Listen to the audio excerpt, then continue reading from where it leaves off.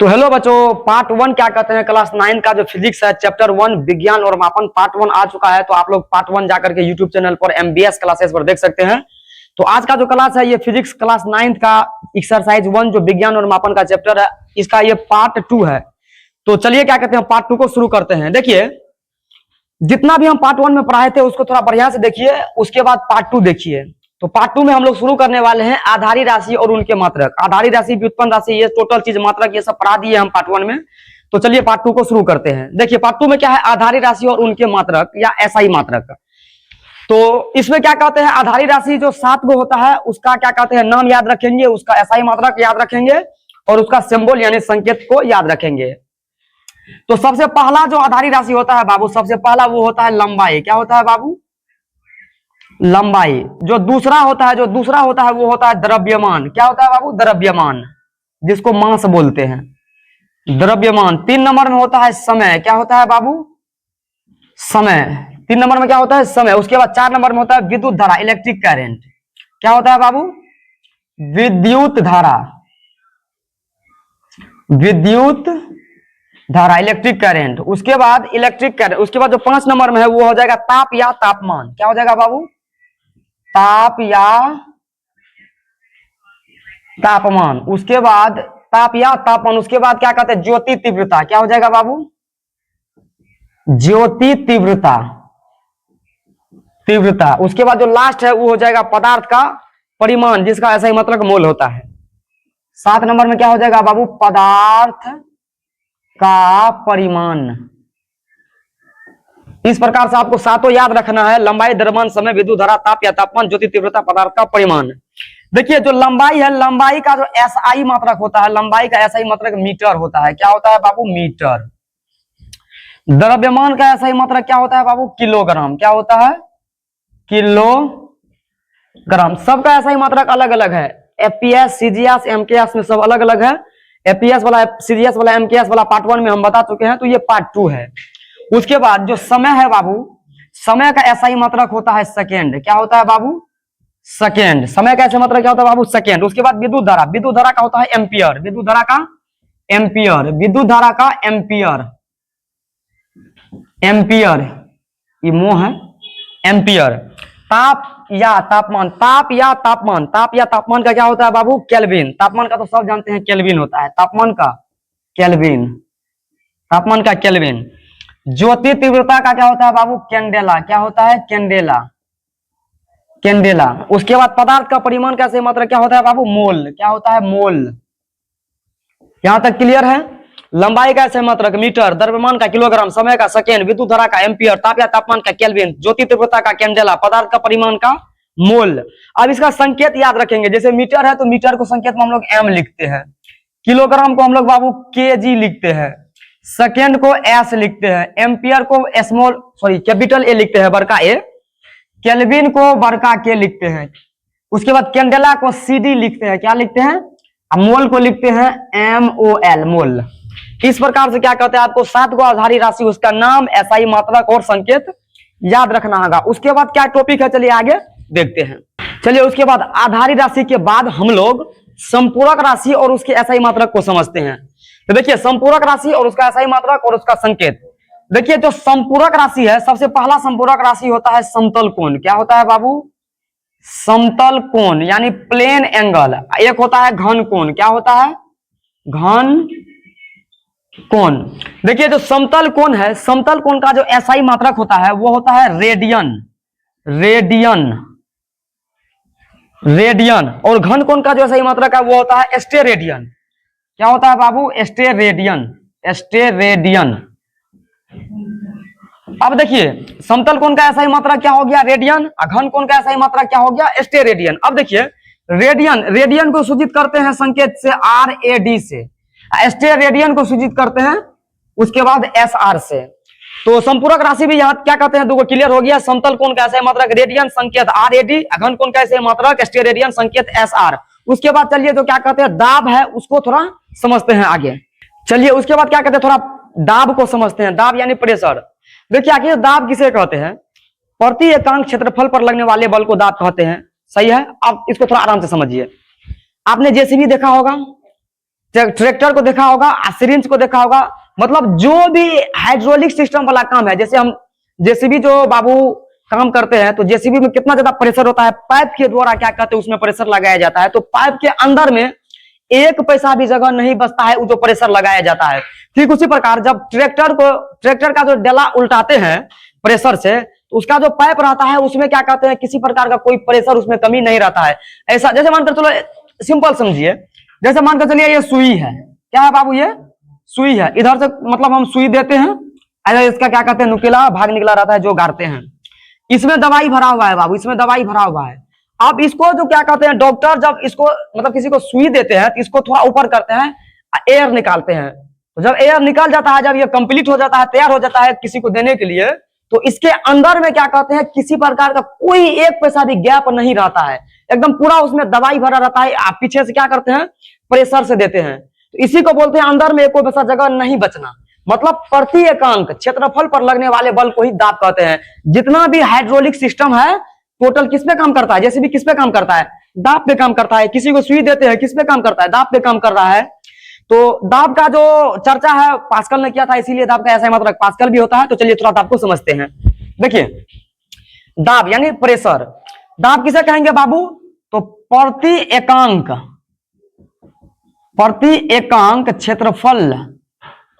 एकांक क्षेत्रफल पर लगने वाले बल को दाब कहते हैं, दाब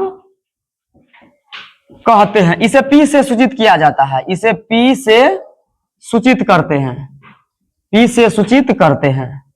दाब को किससे सूचित करेंगे बाबू, P से। उसके बाद जो दाब का SI मात्रक होता है बाबू, दाब का जो SI मात्रक होता है, दाब का SI मात्रक वो क्या होता है बाबू, पास्कल होता है। पास्कल PA से सूचित करते हैं, पास्कल लिखो। और दाब का SI मात्रक देखो, दाब का SI मात्रक एक तो हो गया पास्कल, एक होता है न्यूटन प्रति मीटर स्क्वायर, न्यूटन प्रति मीटर स्क्वायर। देखिए ये जो न्यूटन प्रति मीटर स्क्वायर लिखा है, इसको न्यूटन प्रति मीटर स्क्वायर लिखा है, इसको हम ऐसे भी लिख सकते हैं न्यूटन, इसको ऊपर भेज देंगे, बटन है ना, इसको ऊपर भेज देंगे तो m पर पावर ई माइनस में हो जाएगा 2। ये भी लिख सकते हैं इसके SI मात्रक में। पास्कल भी लिख सकते हैं, न्यूटन प्रति मीटर स्क्वायर भी लिख सकते हैं, इसको ऊपर भेज करके m पर पावर -2 भी लिख सकते हैं, यानी न्यूटन मीटर पावर -2। तो जैसे याद रखिए, तो दाब का SI मात्रक क्या हो जाएगा, पास्कल न्यूटन प्रति मीटर स्क्वायर होता है। कोई दिक्कत नहीं, इतना याद रख सकते हैं आप लोग। उसके बाद अगर इसके सूत्र का बात करें, किसका सूत्र का, फॉर्मूला का बात करें, तो फॉर्मूला का अगर हम लोग बात करें बाबू, तो दाब बराबर हो जाएगा बल बटे क्षेत्रफल, बल बटे क्षेत्रफल, मतलब बल बटे क्षेत्रफल। देखिए दाब को किससे सूचित करते हैं, दाब को प्रेशर से सूचित करते हैं, यानी P से सूचित करते हैं। बल को किससे सूचित करते हैं, फोर्स, बल का अंग्रेजी होता है फोर्स, इसीलिए को F से सूचित करते हैं। बटे क्षेत्रफल को बोलते हैं एरिया, बड़का ए यानी कैपिटल ए। तो दोनों फॉर्मूला हो गया, दाब बराबर बल बटे क्षेत्रफल, इंग्लिश में P बराबर F बटे ए। यहां तक आप लोग क्या कहते हैं, पूरा आराम से दाब को समझिए। उसके बाद जो टॉपिक है चलिए उसको थोड़ा आगे समझते हैं। चलिए उसके बाद क्या कहते हैं, जैसे क्षेत्रफल का मात्रक है, उसके बाद आयतन का मात्रक है, उसको थोड़ा समझते हैं। देखिए हम लोग सभी जानते हैं बाबू, जो लंबाई होता है बाबू, लंबाई का मात्रक तो मीटर होता है, लंबाई का मात्रक मीटर होता है, नंबर 2। उसके बाद चौड़ाई का भी मात्रक क्या होता है, मीटर ही होता है, नंबर 3। ऊंचाई का मात्रक क्या होता है बाबू, मीटर ही होता है। यहां तक क्लियर है। अब जैसे देखिए क्षेत्रफल का स्क्वायर, सॉरी क्षेत्रफल का मात्रक स्क्वायर में आता है। कैसे, जैसे अगर मानकर चलो, पहले अगर हम क्षेत्रफल का बात करें, तो किसी चीज का क्षेत्रफल, जैसे आयत का क्षेत्रफल ले लो, तो क्षेत्रफल क्या हो जाएगा, क्षेत्रफल का मात्रक स्क्वायर में होता है। किसमें होता है, स्क्वायर में। तो आखिर कैसे होता है क्षेत्रफल का स्क्वायर मात्रक में, तो देखो क्षेत्रफल का मात्रक बराबर क्या हो जाएगा, क्षेत्रफल बराबर लंबाई गुना चौड़ाई, यानी कि लंबाई का मात्रक गुना चौड़ाई का मात्रक, चौड़ाई का मात्रक। तो बराबर लंबाई का मात्रक मीटर, फिर गुना चौड़ाई का मात्रक भी क्या है, मीटर। देखिए लंबाई का मात्रक मीटर, गुना है तो गुना, फिर चौड़ाई का मात्रक मीटर। अब देखिए मीटर गुना मीटर क्या हो जाएगा बाबू, मीटर स्क्वायर। इसीलिए जो क्षेत्रफल है बाबू, क्षेत्रफल का मात्रक किसमें होता है, वर्ग मीटर में होता है या मीटर स्क्वायर में होता है। ठीक उसी प्रकार तो क्षेत्रफल किसमें होता है बाबू? वर्ग मीटर में। वर्ग मीटर, वर्ग मतलब स्क्वायर, मीटर तो है, ये है, इसी को बोलेंगे क्या? Metre square. यहां तक क्लियर है? क्षेत्रफल का और जो भी रहेगा, जैसे सेंटीमीटर है तो वर्ग सेंटीमीटर हो जाएगा। अगर क्षेत्रफल का दूसरा बात करें मीटर छोड़ करके सेंटीमीटर में, तो सेंटीमीटर स्क्वायर हो जाएगा। यानी क्षेत्रफल का मात्रक किसमें होता है बाबू? स्क्वायर में होता है, याद रखना है। ठीक उसी प्रकार अगर हम लोग आयतन का बात करें, आयतन का वॉल्यूम, वॉल्यूम मीन्स क्या होता है? आयतन। आयतन का बात करें तो किसमें होता है? जैसे मीटर क्यूब में होगा, सेंटीमीटर क्यूब में होगा, जो भी रहेगा किसमें होगा? क्यूब में रहेगा। तो याद रखना है क्षेत्रफल का मात्रक स्क्वायर में, आयतन का मात्रक क्यूब में। कैसे? देखो अब जैसे ध्यान से देख लो, आयतन, आयतन बराबर क्या होता है? जैसे घनाभे का आयतन ले लो, लंबाई गुना चौड़ाई गुना ऊंचाई। तो लंबाई का मात्रक गुना चौड़ाई का मात्रक गुना ऊंचाई का मात्रक, ऊंचाई का मात्रक। यहां तक क्लियर है? अब देखो आयतन है बाबू, तो लंबाई का मात्रक, लंबाई का मात्रक क्या होता है? मीटर, तो मीटर लिखेंगे। गुना चौड़ाई का मात्रक, तो मीटर, फिर भी मीटरे लिखेंगे। गुना ऊंचाई का मात्रक, ऊंचाई का मात्रक, ऊंचाई का मात्रक भी मीटर होता है, तो मीटर लिखेंगे। अब मीटर गुना मीटर गुना मीटर, तो मीटर पे पावर 3 हो जाएगा। इस प्रकार से आयतन का क्या कहते हैं? मात्रक क्यूब में होता है। अगर सेंटीमीटर में रहेगा तो सेंटीमीटर क्यूब होगा, मीटर में रहेगा तो मीटर क्यूब रहेगा। इस प्रकार से ये टोटल किसका है? आयतन, यानी वॉल्यूम का क्या कहते हैं? मात्रक है।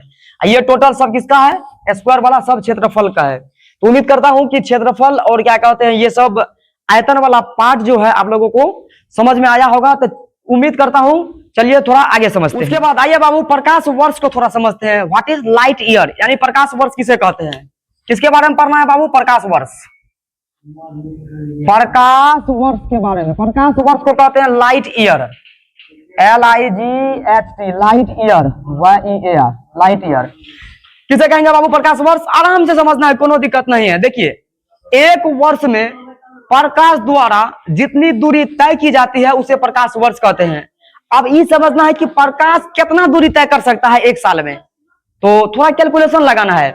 जैसे प्रकाश की चाल कितना है, तो प्रकाश का चाल है 1 सेकेंड में 3 लाख किलोमीटर, मतलब 1 सेकेंड में प्रकाश 3 लाख किलोमीटर की दूरी तय कर लेती है। तो इसको आराम से समझिए। देखिए प्रकाश वर्ष किसे कहते हैं, इसका आंसर लिखेंगे एक वर्ष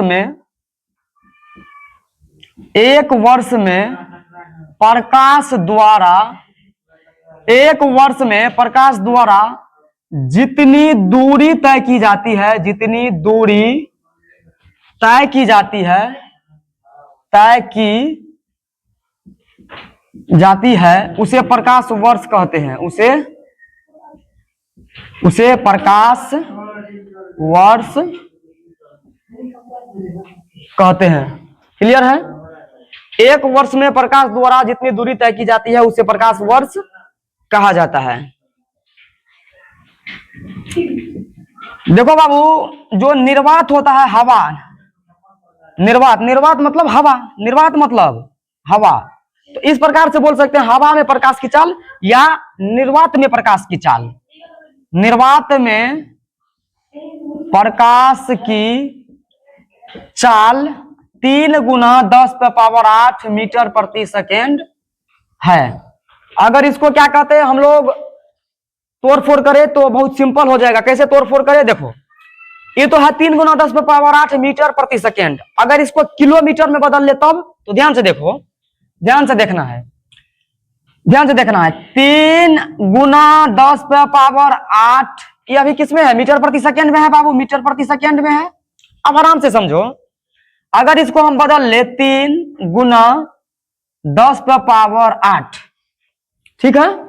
इसमें क्या कहते हैं, अगर हम 1000 से भागा दे दे, 1000 से भागा दे दे तो इसे किसमें चला जाएगा? किलोमीटर प्रति सेकेंड में। अब देखिए 10⁸ के मतलब 10 1 पर पावर मतलब एक, यहाँ पे 3 गो जीरो है, ये 3 गो जीरो में से इसमें से 3 गो जीरो खत्म कर दो, इसमें तो 1 पे 8 गो जीरो है ना, तो ये हो जाएगा 3 गुना कितना बचा इसमें? 10⁵ किलोमीटर प्रति सेकेंड। अब इसको थोड़ा सजा के लिखना है। 3 और 10⁵ का मतलब क्या होता है? देख लो बाबू, 10⁵ का मतलब होता है 10 को 5 बार गुना करना, 10 गुना 10 गुना 10 गुना 10 1 2 3 4 एगो 10 यहीं पे कर दो। अब देखो एका एक एका एक एका एक एका एक एक 5 को 0 1 2 3 4 5 1 2 3 4 5 यानी इकाई दहाई सैकड़ा हजार 10,000 लाख 1 लाख। अगर हम 1 लाख को 3 से गुना करें तो गुने है ना बीच में, ये 10 पर पावर 5 का मतलब कितना आ गया 1 लाख। 1 लाख को अगर हम 3 से गुना करेंगे तो 3 लाख होगा। 1 2 3 4 5 इकाई दाएं सैकड़ा हजार 10,000 लाख 3 लाख। किसमें है बाबू? किलोमीटर प्रति सेकेंड में, किलोमीटर प्रति सेकेंड में। तो क्या क्लियर हो गया बाबू? 3 लाख किलोमीटर प्रति सेकेंड मतलब प्रकाश की चाल 1 सेकेंड में कितना है? 3 लाख किलोमीटर। 1 सेकेंड हुआ, प्रकाश 3 लाख के किलोमीटर दूरी तय कर लिया। निर्वात में कितना है? 3 गुना 10 पर पावर 8 मीटर प्रति सेकेंड। मतलब कि मीटर में बोलेंगे तो इस प्रकार से, किलोमीटर में बोलेंगे तो इस प्रकार से। उम्मीद करता हूं कि जो ये पहला चैप्टर है पार्ट 1 और पार्ट 2 मिला करके जितना भी परिभाषा है सब खत्म हो गया है। अब इसमें बचा है बाबू सूत्र और क्या कहते हैं इसका जो अंकित प्रश्न है न्यूमेरिकल वो बचा है। तो उम्मीद करता हूं कि जितना भी डिफिनेशन है जो भी पढ़ाई है पार्ट 1 पार्ट 2 में आपको समझ में आया होगा। अगर वीडियो नहीं समझ में आया है तो आराम से देखिए, रोक के देखिए, समझने का कोशिश कीजिए ताकि वीडियो जो भी है आपको अच्छा से समझ में आए। इसमें जो भी बाबू बच गया है न्यूमेरिकल इसका सवाल और सूत्र वो इसका वीडियो क्या कहते हैं प्ले लिस्ट पर एमबीएस क्लासेस पर अलग से आएगा। तो फिलहाल क्या कहते हैं आप लोग परिभाषा को एंजॉय कीजिए। आप लोगों के सामने बहुत जल्द ही इसका फॉर्मूला और न्यूमेरिकल आएगा। वीडियो को पूरा देखिए। वीडियो को पूरा देखने के लिए आप सभी को हृदय के गहराई से बहुत बहुत शुक्रिया।